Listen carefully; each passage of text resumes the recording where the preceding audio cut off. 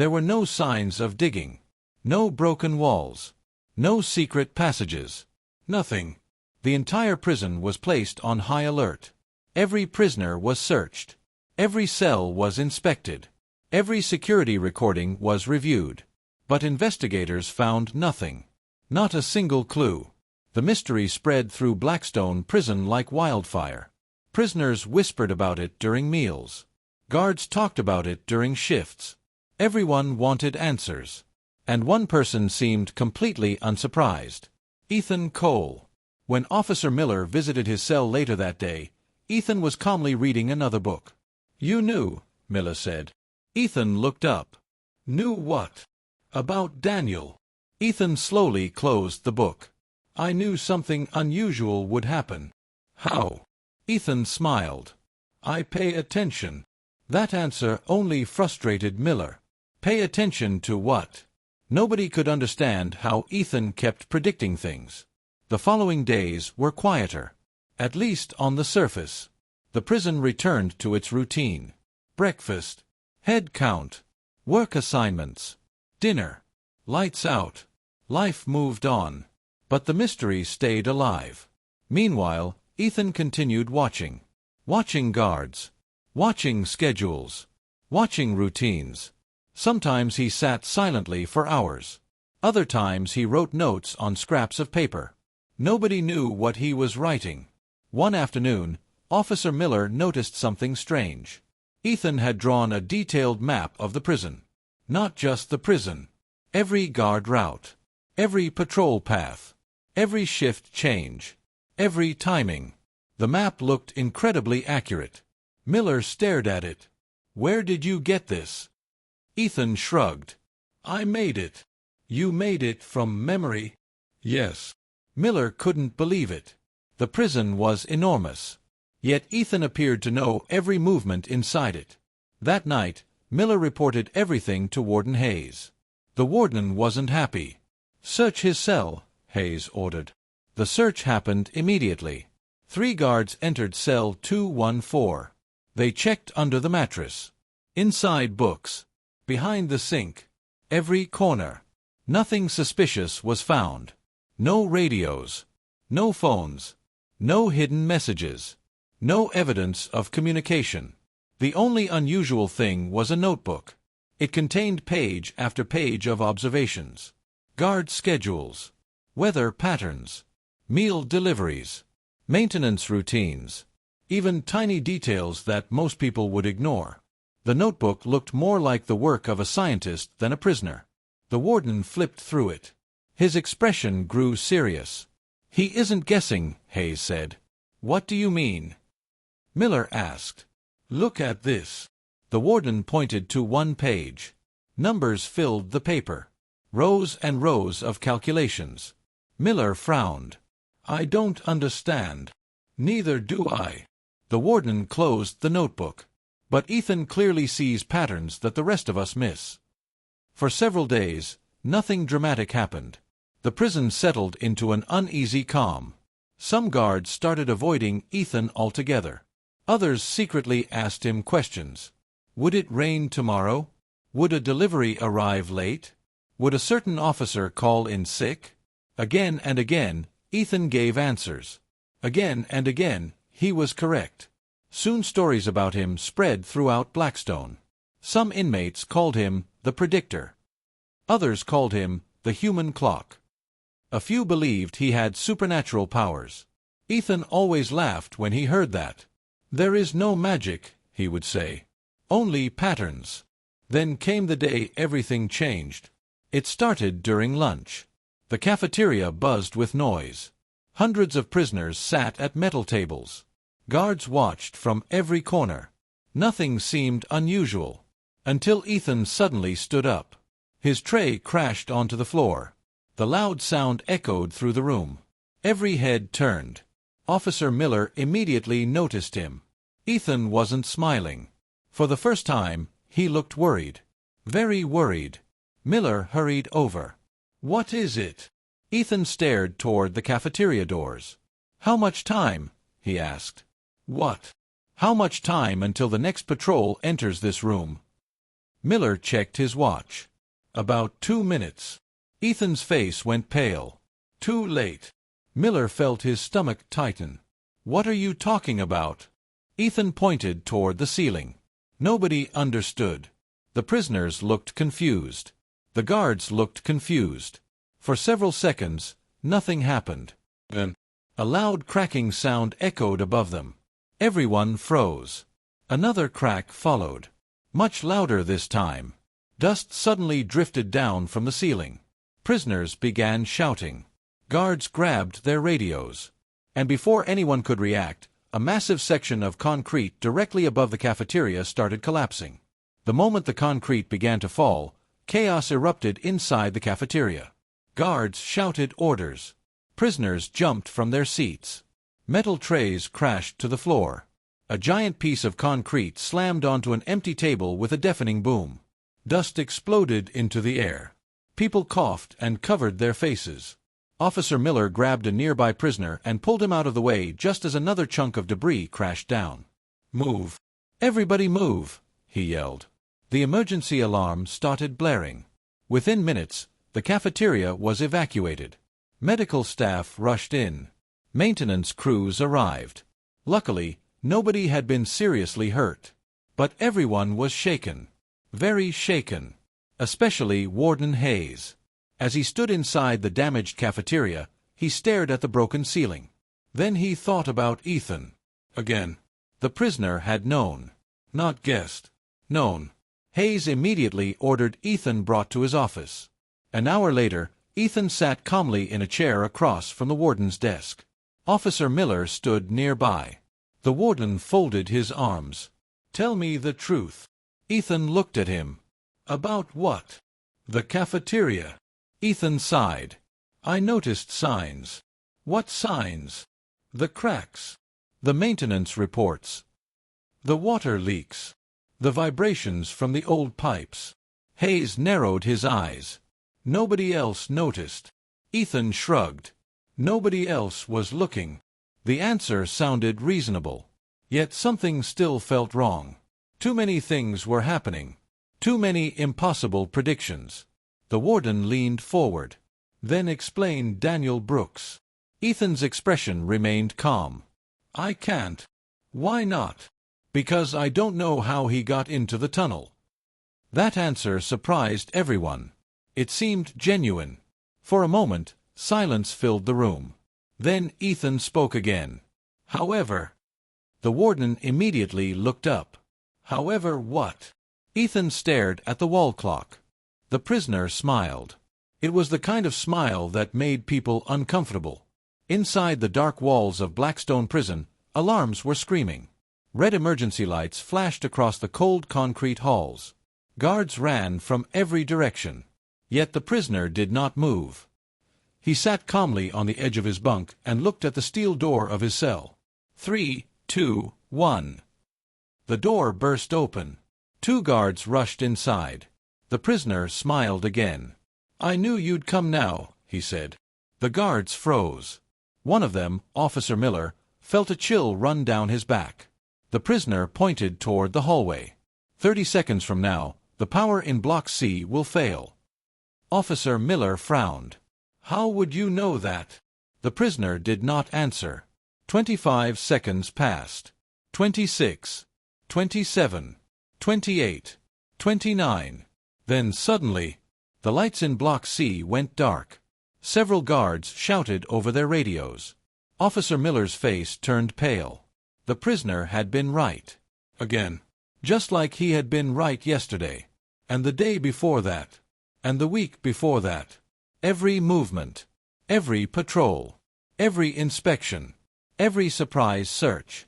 No matter what the guards changed, somehow this prisoner already knew. He predicted everything. But that wasn't the most frightening part. The most frightening part was what he said next. "Officer Miller," the prisoner whispered. "At exactly 8:17 tonight, someone in this prison is going to disappear." Officer Miller stared at him. "Who?" The prisoner slowly looked up. His eyes were calm. "That's what you're about to find out." And then the prison sirens suddenly changed to a warning nobody had heard in years. A warning that meant something had gone terribly wrong. But how could the prisoner have known? To understand that, we need to go back 3 months. Back to the day a man named Ethan Cole arrived at Blackstone Prison. Blackstone Prison sat far from any city. Thick fences surrounded it. Tall guard towers watched every corner.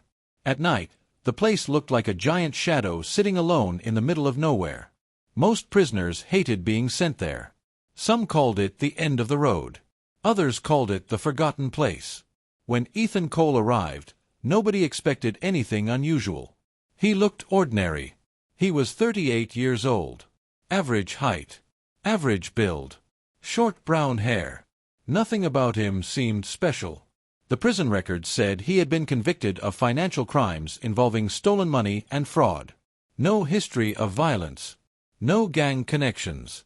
No escape attempts. Just another prisoner. At least that was what everyone thought. Officer Miller was one of the first guards to meet him. "Cell 214, Miller said. "Follow me." Ethan quietly followed. He did not complain. He did not ask questions. He simply observed everything. Every hallway. Every camera. Every door. Every guard. As they walked, Ethan occasionally glanced at the clocks hanging on the walls. That seemed strange. But Miller didn't think much about it. The first week passed quietly. Ethan caused no trouble. He spent most of his time reading books from the prison library. Sometimes he sat alone and stared out the tiny window in his cell. Other prisoners barely noticed him. Then something strange happened. One morning, Ethan stopped Officer Miller during breakfast. "You should bring an umbrella today." Miller laughed. "There isn't a cloud in the sky." Ethan shrugged. "It'll rain by noon." Miller walked away. But shortly before noon, dark clouds rolled over the prison. Heavy rain began falling. Some guards joked that Ethan got lucky. But then it happened again. And again. And again. Soon Ethan began predicting small things inside the prison. A broken water pipe. A late food delivery. A surprise inspection. A power outage. Every prediction came true. Nobody could explain it. Some prisoners believed he was a genius. Others thought he was secretly getting information from somewhere. But nobody could prove anything. As weeks passed, Ethan's predictions became even more accurate. Even more disturbing. One afternoon, he told Officer Miller exactly which guard would arrive late for work. He was right. The next day, he predicted the exact time a security camera would malfunction. Again, he was right. The prison staff started paying attention. The prison warden, Robert Hayes, decided to test him. Only 3 people knew about a surprise search planned for the next morning. The information was locked away. No prisoner could possibly know. That evening, Warden Hayes visited Ethan's cell. Ethan looked up from his book. The warden crossed his arms. "I hear you're good at predictions." Ethan smiled. "Sometimes." The warden leaned closer. "Then tell me what happens tomorrow." For the first time, Ethan's smile disappeared. He slowly closed his book. Then he looked directly into the warden's eyes. When he spoke, his voice was barely above a whisper. "Tomorrow's search won't happen." The warden laughed. "It absolutely will." Ethan shook his head. "No." "Why not?" Ethan looked toward the dark hallway outside his cell. Then he said something that made the warden's blood run cold. "Because before sunrise, somebody will be found inside a place where no prisoner should ever be." The warden stared at him. "What does that mean?" Ethan said nothing else. He simply returned to reading his book. The next morning, at 4:52 a.m., prison alarms exploded through Blackstone Prison. A terrified guard called over the radio. His voice was shaking. "Emergency! Emergency! We found someone inside the old maintenance tunnel beneath the prison." And when officers rushed underground to investigate, they discovered something that should have been impossible. The underground maintenance tunnel had been sealed for nearly 10 years. At least, that was what everyone believed. The rusted steel door leading to it was locked with 2 heavy chains. Dust covered the floor around it. Nobody used that area anymore. Yet somehow, a prisoner had been found inside. Not just any prisoner. It was Daniel Brooks, a quiet inmate from Block B. When guards reached him, he was sitting against a wall, pale and trembling. Officer Miller knelt beside him. "Daniel, how did you get down here?" Daniel shook his head. "I don't know." "What do you mean you don't know?" Daniel swallowed hard. "I woke up here." The guards exchanged worried looks. That made no sense. The tunnel had no working entrances except the locked door they had just opened. The tunnel isn't the real problem. A chill ran through Miller.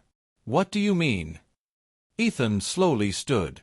"There are places in this prison that people have forgotten." The room became very quiet. Forgotten places create forgotten secrets. The warden frowned. "What secrets?" Ethan looked directly at him. "I think someone is hiding something." The conversation ended there. The warden dismissed him. But Ethan's words refused to leave their minds. Someone is hiding something. That night, Warden Hayes ordered a complete review of the prison's oldest records. Boxes of files were pulled from storage rooms.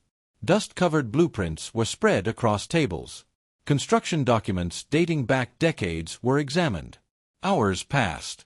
Nothing. Then shortly after midnight, Officer Miller found something unusual.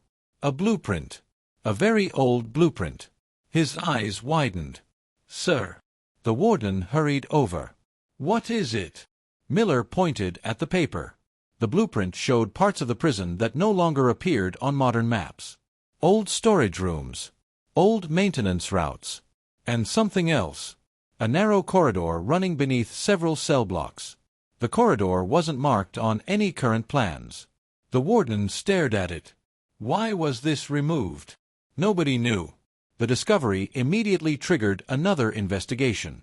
The next morning, a small team entered the lower sections of the prison. The hidden corridor took hours to locate. But eventually they found it. A rusted metal hatch concealed behind old equipment. The entrance was nearly invisible. When workers forced it open, stale air rushed out. Flashlights illuminated a long, narrow passage. The corridor stretched into darkness. Officer Miller felt uneasy. The place looked untouched, as if nobody had entered it for years. The search team moved carefully, step by step. Their footsteps echoed through the tunnel. They found old pipes, abandoned storage spaces, dust-covered tools. Nothing dangerous, nothing mysterious. At least not at first. Then one officer stopped walking. "Wait." Everyone froze. His flashlight pointed toward a wall. Words had been written there. Fresh words. Not old. Not faded. Fresh. The team moved closer. Officer Miller's heart began pounding. The message had been written with black marker. Only 6 words. 6 words that made no sense. "He already knows who I am." The tunnel became silent. Nobody spoke. Nobody moved. The writing looked recent. Very recent. Someone had been there. Recently. The question was simple. Who? The search team immediately expanded their investigation. They looked for fingerprints. Footprints. Anything. Hours passed. But once again, almost nothing was found. Almost. Late that evening, a technician reviewing security footage discovered something. A figure. A shadowy figure. Captured on a camera near an unused maintenance area. The image was blurry. The person wore prison clothing. Their face could not be seen. But one thing stood out. The timestamp. The footage had been recorded just 3 nights earlier. The same night Daniel Brooks had somehow appeared in the tunnel. When Warden Hayes saw the video, he immediately ordered all prisoners accounted for. The count began. One by one. Every inmate. Every block. Every cell. The process took nearly 2 hours. Finally, the report arrived. The numbers matched. Every prisoner was present. Nobody was missing. Which created a terrifying new problem. If every prisoner was accounted for, then who had been walking through the hidden corridor? The mystery spread through Blackstone faster than ever. Fear began replacing curiosity. Even veteran guards looked nervous. Meanwhile, Ethan remained strangely calm. That evening, Officer Miller visited cell 214 again. Ethan was sitting on his bunk, waiting, almost as if he expected the visit. Miller sat down across from him. "Tell me something." Ethan nodded. "You found the corridor." Miller's eyes widened. "How did you know that?" Ethan ignored the question. Instead, he asked one of his own. "Did you find the message?" Miller felt a cold shiver. "Yes." Ethan looked away. For the first time, he seemed troubled. Genuinely troubled. "Then we're running out of time." Miller stood up. "What are you talking about?" Ethan looked directly into his eyes. His voice dropped to a whisper. "The person hiding in this prison has realized we're getting close." The silence felt heavy. Miller swallowed hard. "Who is it?" Ethan opened his mouth. But before he could answer, the prison lights suddenly went out. The entire prison plunged into darkness. And somewhere in the distance, deep inside Blackstone Prison, a single gunshot echoed through the night. The gunshot echoed through Blackstone Prison. For a moment, nobody moved. The prison was completely dark. Only the faint glow of emergency lights flickered on in the hallways. Then chaos erupted. Guards shouted into their radios. Prisoners yelled from their cells. Doors slammed. Footsteps thundered through the corridors. Officer Miller's heart pounded. He immediately turned back toward Ethan's cell. But Ethan was already standing. His expression was serious. "Where did that come from?" Miller asked. Ethan listened carefully. "The old administration wing." Miller stared at him. "How can you know that?" Ethan looked toward the ceiling. "The echo." Without another word, Miller rushed into the hallway. Emergency teams were already moving toward the administration section of the prison. The old wing was rarely used. Most of its offices had been abandoned years ago. Dust covered many of the rooms. Some had not been opened in decades. When the search team arrived, they found an open office door. Inside, papers were scattered across the floor. A chair had been knocked over.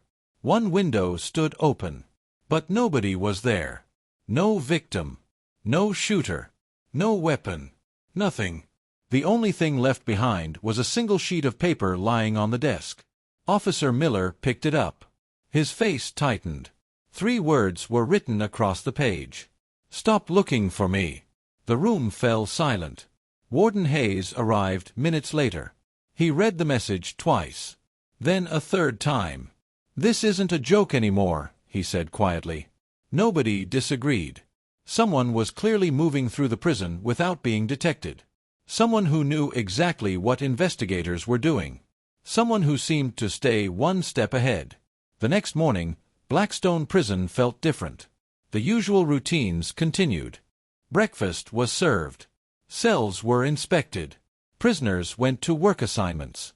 But tension hung in the air. Every guard seemed nervous. Every strange sound made people jump. Meanwhile, investigators continued examining old records. The hidden corridor. The maintenance tunnels. The mysterious message. The shadowy figure on the security camera. Piece by piece, they searched for answers. Then something unexpected happened. Officer Miller received a request. It came from Ethan. The prisoner wanted to speak with the warden. Immediately, Hayes agreed. An hour later, Ethan sat across from both men. For several seconds, nobody spoke. Finally, Ethan broke the silence. "I know why you're not finding him." Miller leaned forward. "Him?" Ethan nodded. "The person you're searching for." The room became very still. The warden narrowed his eyes. "You know who it is?" "No." "Then what do you know?" Ethan folded his hands. "You're searching for the wrong thing." The answer frustrated everyone. "What does that mean?" Miller asked. Ethan looked directly at him. "You're searching for a person." "Of course we are." "You should be searching for a pattern." The same strange word again. Pattern. Ethan always talked about patterns. The warden sighed. "Explain." Ethan stood and walked toward the office window. People make habits. They walk the same paths. They choose the same shortcuts. They follow routines. He turned around. And if you study those routines long enough, you can predict almost anything. Miller remembered the notebook, the maps, the calculations. Everything suddenly made more sense. Ethan had not been predicting random events. He had been studying behavior. Constantly. Obsessively. The prisoner noticed patterns nobody else could see. But before Miller could ask another question, Ethan pointed at the wall clock. "What time is it?" The officer looked. 3:22. Ethan's expression changed. A worried look appeared on his face. "Then they're already late." The room went silent. "Who is late?" the warden asked. Ethan did not answer immediately. Instead, he stared at the clock. 3:23. 3:24. 3:25. Then Ethan suddenly whispered, "Something's wrong." At that exact moment, a radio crackled to life. A panicked voice shouted through the speaker. "Officer down!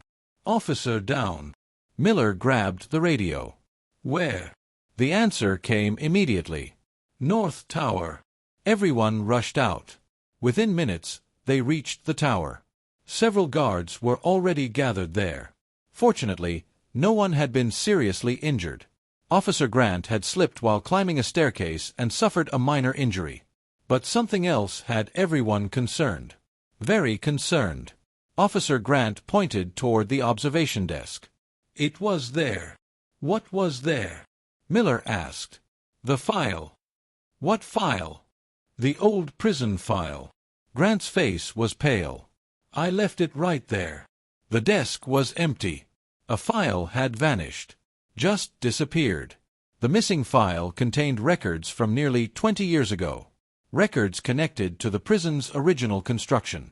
Records investigators had requested only the day before. The timing was impossible to ignore. Someone had taken it. Someone who knew exactly what investigators were searching for. That evening, Warden Hayes made a decision. The prison would conduct its largest internal review in history. Every old document, every storage room, every maintenance area, everything would be searched. The operation began after midnight. Teams spread throughout the prison. Hours passed. Nothing. Then, shortly before dawn, Officer Miller received an urgent call. A maintenance worker had discovered a locked room hidden behind a false wall in an abandoned section of the prison. The room was small, dusty, forgotten. Nobody on staff even knew it existed. When Miller arrived, workers were waiting nervously outside. The hidden door had already been forced open. A foul smell drifted from inside. The flashlight beams swept across the room. Old shelves lined the walls. Boxes sat stacked in corners. And directly in the center of the floor was a metal table. Something rested on top of it. A notebook. A very familiar notebook. Miller carefully picked it up. His eyes widened. Every page was filled with observations. Guard schedules. Prison routines. Maintenance records. Predictions. Hundreds of predictions. Just like Ethan's notebook. Only this notebook was much older. Years older. Miller turned to the first page. Written across it in faded ink was a name. A name nobody expected to see. A name connected to a prisoner who had supposedly died inside Blackstone Prison 18 years ago. And according to the notebook's final entry, that prisoner might not be dead after all. The name on the old notebook made Officer Miller's hands shake. He read it again, slowly. Then again. The ink was faded, but the name was clear enough to feel like a warning. It belonged to a prisoner called Marcus Reed. A man who, according to prison records, had died inside Blackstone Prison 18 years ago during a medical emergency. But the notebook said something very different. The final page had only one sentence written in shaky handwriting. "I am not gone. I am only watching." The room felt colder than before. Warden Hayes arrived moments later. When he saw the notebook, his face tightened. "This file should not exist," he said quietly. Miller looked up. "Sir, This is the same kind of writing Ethan uses. The same patterns. The same way of thinking. The warden did not answer right away. He just stared at the pages. Then he said something nobody expected. "Bring Ethan here." Within an hour, Ethan was sitting in the same hidden room. For the first time, he looked unsettled. Not calm. Not confident. Unsettled. He stared at the notebook without touching it. Miller watched closely. "You recognize this?" Miller asked. Ethan nodded slowly. "Yes." The room went silent. The warden stepped forward. "Who is Marcus Reed?" Ethan took a long breath. Then he answered. "The first person who understood this prison the way I do." Miller frowned. "What does that mean?" Ethan finally sat down. Blackstone Prison was not built like normal prisons. It was designed with patterns. Hidden systems. Movements that repeat. Guard rotations that loop. Old tunnels that connect without being on maps. The warden leaned in. "That's not possible." Ethan looked up. "It is possible. Because someone designed it that way on purpose." The room grew heavy. Miller whispered. "Marcus Reed." Ethan nodded again. "He studied everything. Every guard. Every schedule. Every weakness. He learned how to predict the prison itself." The warden's voice dropped. "But he died." Ethan shook his head. "No. He didn't die." A long silence followed. Then Ethan said the words that changed everything. "He escaped." Miller felt his stomach drop. "That's impossible. No one has ever escaped Blackstone." Ethan looked at him directly. "That's what they wanted you to believe." The hidden room suddenly felt too small. Too quiet. Too real. The warden turned sharply. "If Marcus Reed is alive, why hasn't anyone seen him in 18 years? Ethan stood up slowly. "Because he never left." Miller froze. "What are you talking about?" Ethan pointed at the walls. "He stayed inside the system he designed. Watching. Learning. Waiting." The lights in the room flickered. Once. Twice. Then steadied again. Ethan's voice dropped. "And now he knows someone else is doing the same thing he did." Miller's eyes widened. You're talking about yourself." Ethan did not deny it. The silence was unbearable. Then suddenly, a loud alarm echoed through the prison. Not a normal alarm. A full lockdown signal. Warden Hayes grabbed his radio. "What is happening?" A panicked voice replied. "Sir, every cell door on Block D just unlocked by itself." Miller turned sharply. "That's not possible." Ethan whispered under his breath. "It started." The warden shouted into the radio. "Lock them down. Now." But more alarms followed. Block C. Block B. Then the main control system. One by one, sections of the prison began failing. Lights flickered again. Emergency systems shut down. Doors clicked open and closed on their own. The entire prison was slipping out of control. Miller turned to Ethan. "What is going on?" Ethan's face was pale. "He's here. Marcus Reed." Ethan nodded. "And he's not just watching anymore." Suddenly, all the lights went out completely. Total darkness. Then a voice came through the prison intercom. "Calm. Slow. Almost familiar. You've been studying my prison." Miller froze. Ethan didn't move. The voice continued. "But you still don't understand it." A pause. Then the final words came through the speakers. "Let's see if you can survive it." The intercom went silent. In the darkness, metal doors began opening across the entire prison floor. And somewhere deep inside Blackstone Prison, footsteps slowly echoed through the halls, getting closer and closer and closer.